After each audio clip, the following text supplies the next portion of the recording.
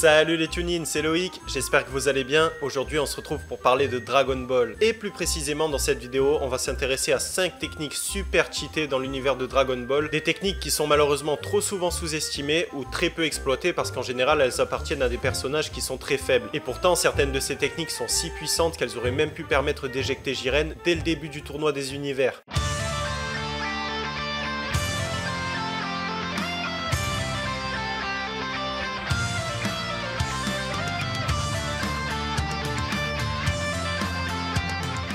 En 5ème position, on commence avec l'assimilation des Namek. Cette technique va permettre à deux Namek de s'unir pour multiplier leur puissance. Et on le voit une première fois dans la série avec Piccolo et Nail, qui individuellement vont avoir une puissance d'environ 40 000, alors qu'en s'unissant, ils vont réussir à rivaliser avec Freezer deuxième forme, qui a une puissance d'environ 1 million. Plus tard, cette technique va être encore utilisée par Piccolo pour fusionner avec Kami, ce qui va lui permettre de rivaliser avec C17, qui a réussi à rooster tous les Z-Warriors sans aucune difficulté. Donc c'est quand même une technique surpuissante, et c'est dommage qu'elle ne va pas être plus exploitée par Piccolo, parce qu'il lui suffirait d'assimiler une centaine de Namek et de devenir invincible. Bon après c'est sûr que ça doit te déranger d'avoir une centaine de personnalités, mais bon, quitte à être schizophrène de toute façon, autant l'être jusqu'au bout.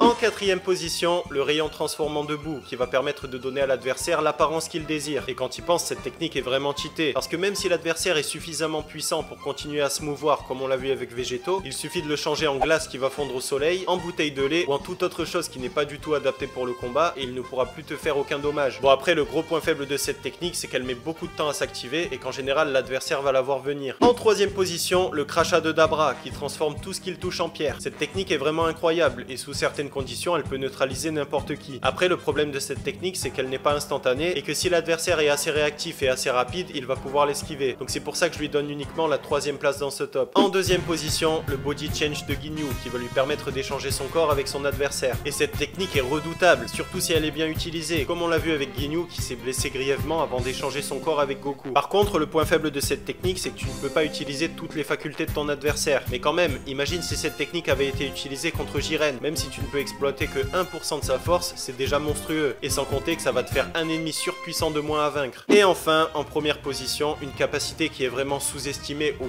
plus haut point, la capacité de Guldo à arrêter le temps quand il retient sa respiration. Là, je sais pas si tu te rends bien compte de la technique. On a tous été bouche bée quand on a vu Hit qui était capable de faire un bond dans le temps de 0,1 seconde. Alors que là, on parle de dizaines de secondes, voire de minutes si t'as une bonne apnée. Imagine si une telle technique avait été utilisée au tournoi des univers. Dès le début, tu pourrais éjecter tous les plus puissants adversaires. Et le pire, c'est qu'il ne comprendrait même pas ce qui leur arrive. Bon après, le point faible de Guldo, c'est que cette technique est beaucoup trop puissante pour lui. Déjà, il ne tient que 30 secondes en apnée, et même quand le temps est arrêté, il se contente de fuir, il n'attaque même pas ses adversaires. Mais imagine si cette technique appartenait à Goku ou même Vegeta, il serait capable d'affronter n'importe quel ennemi, et c'est pour ça qu'à mon avis, cette technique mérite largement sa première place dans ce top.